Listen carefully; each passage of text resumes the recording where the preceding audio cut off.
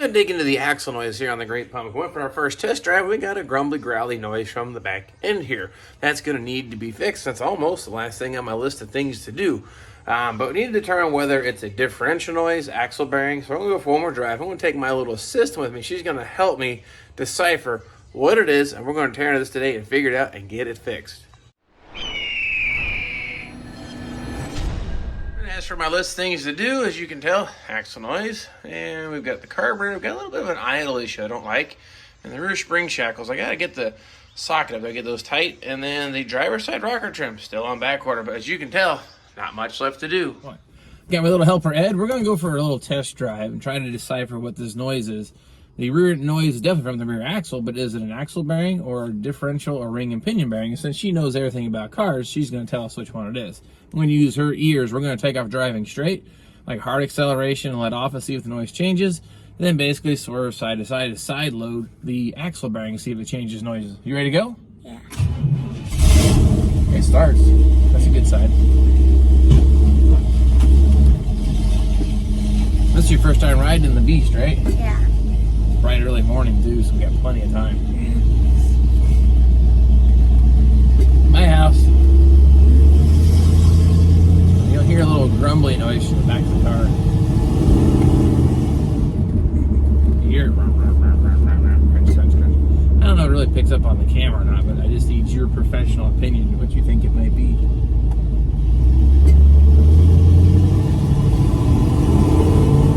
So it didn't change. I hit the hard gas acceleration there, so I don't think it's a ring and pinion bearing. We'll get going down the main drag here and we'll swerve back and forth. You ready? Coasting. Quieter. Louder. Quieter. Almost goes away. Louder. What do you think? It gets louder when I go this way, doesn't it? Yeah. When we go right, louder. Okay, I think we got an axle bearing going bad, and it's got to be at the driver's side. So I'll pull that one out and we'll take a look at it first, okay? Let's head back to the house. In conclusion, left side axle is going to come out of this thing. We'll check out the bearing, slap a new bearing on if that's the case, and make this thing nice and quiet. So, what do you think? Is that a good idea? Yeah. I'll let you do it all, okay? Okay. All right, let's get started. Step 1, jack up car, jack stand, remove tire. And next, remove the drum. Now the drum is removed, we're going to pull the axle out. Now what they did here, which is really cool, Pontiac. See the hole here in the axle flange? Lines right up with the nut here on the inside, and there's 4. 1, 2, 3, 4. So of course, leave the car in neutral and you can rotate that around. So I'll remove the 4 retaining nuts there, and that allows you to pull the axle assembly right out.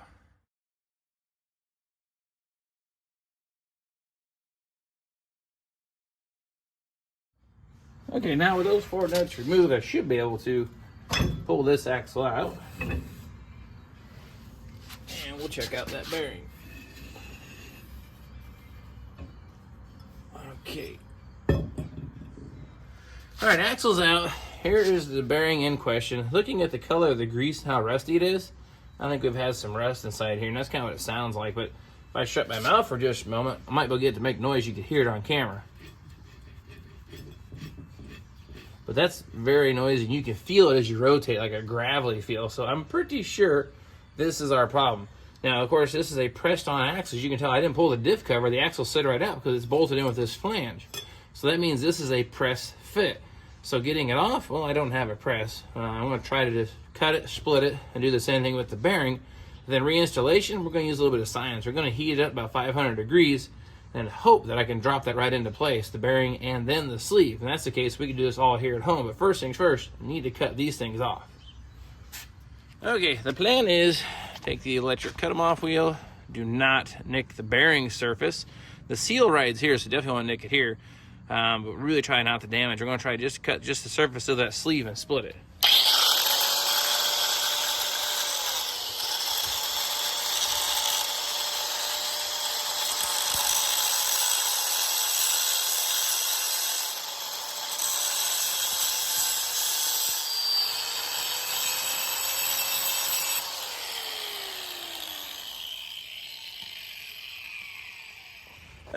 Okay, I'll give you the good, the bad, the ugly. We got a little thin there, so it may have just touched the axle. I think we're gonna be okay. Now I'm gonna take a hammer and smack this thing around. Sometimes you smack it, it'll split, and it'll come right off.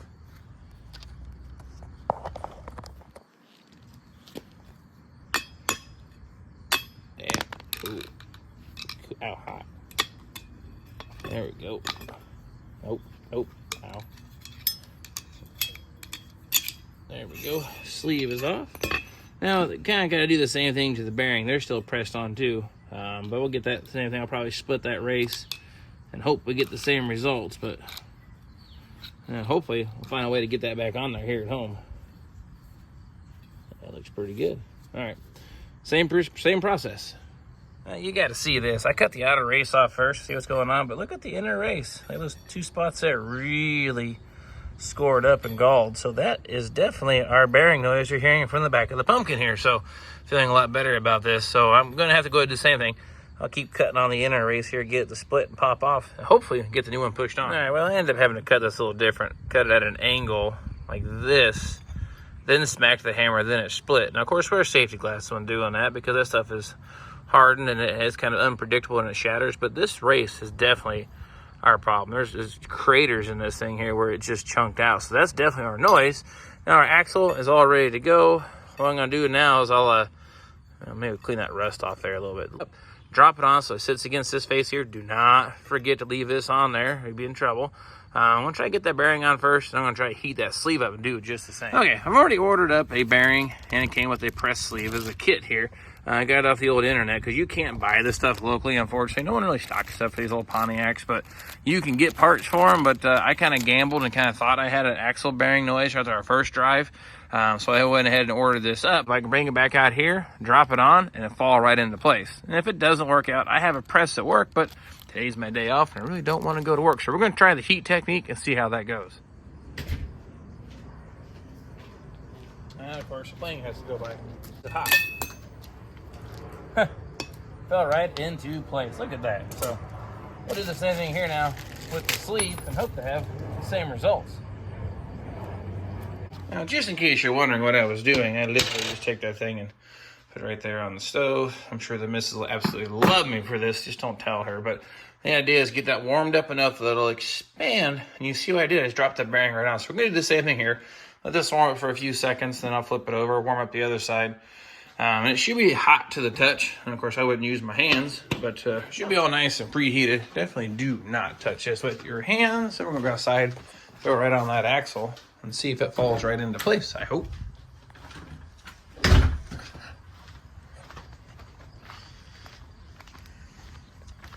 And here goes nothing. Nope, she didn't go all the way. Well, that just about went sideways. I had to get the hammer and kind of persuade that on the rest of the way. Ideally, I didn't want to have to hit that with a hammer, but it was there just in case, and I'm glad that I grabbed it.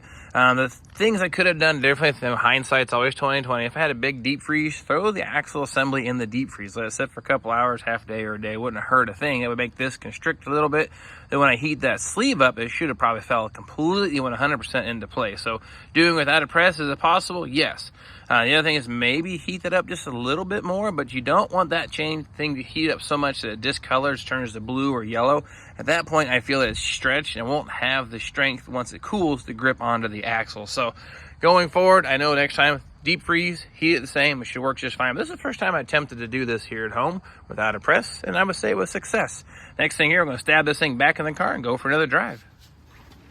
And hopefully going back together is just as easy as it when it came apart. And you don't want to damage that seal in there, so don't let the axle just go right across it. Try to keep it centered best you can. And then you got to stab this thing in the differential.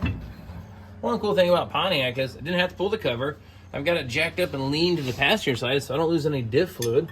So this really actually is a pretty easy or relatively simple procedure. Now Chevy 10 bolt, it's a little different story, but these I like to work on. I'll put our little plate into place. There we go. Now it's as simple as tightening those 4 fasteners down, drum, tire, and go for a drive.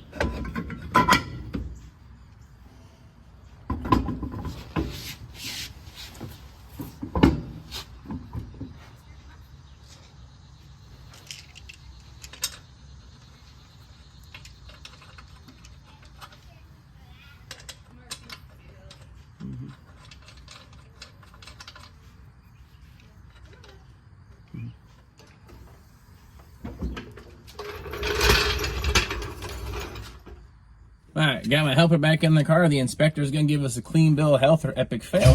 So let's go for. Uh-oh. Try that again.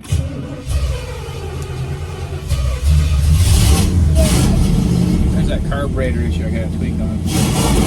That's better. All right, now we're gonna go for a drive.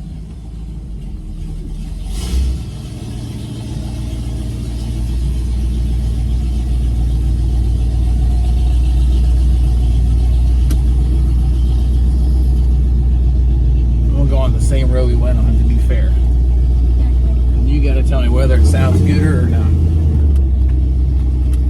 And forward.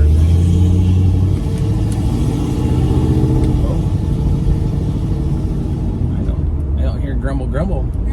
It's silent now. I don't know. Listen, hear that? It's silent when I coast now. That's actually a big improvement. So what do you think? You think it's good? Yeah. We'll get here on the main road. Don't forget to do the... Yeah, well, we'll load test it. Don't you worry, Inspector. It's still bright as it was this morning.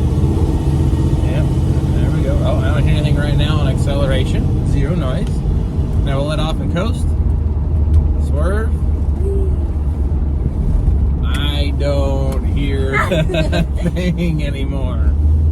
What do you think about that? Is it good? Yeah. Pass the inspection? Yeah. Alright, I think we've earned an orange Mountain Dew or two. What do you think? Yeah. How many pieces do you have? I have 24 cases. I think that's 288. Sounds about right, 288 cans. I think I need more. Yeah. Okay, all right. Appreciate you guys following us on the journey of the Great Pumpkin. This was the last big project we had to do. This thing, inspector says, clean bill of health. So I got to tweak on my carburetor a little bit. Still need the driver's side rocker panel trim on back quarter. And I think that's it. Maybe go get the car aligned. So I got to trust or find someone that can help me out with that because I can't do that at home. So whatever it is, hope you guys appreciate what we've done here. Thanks for following me on the journey. And thank my little inspector for checking out the car and make sure it's all good. And we'll catch you guys next time. Bye. Bye.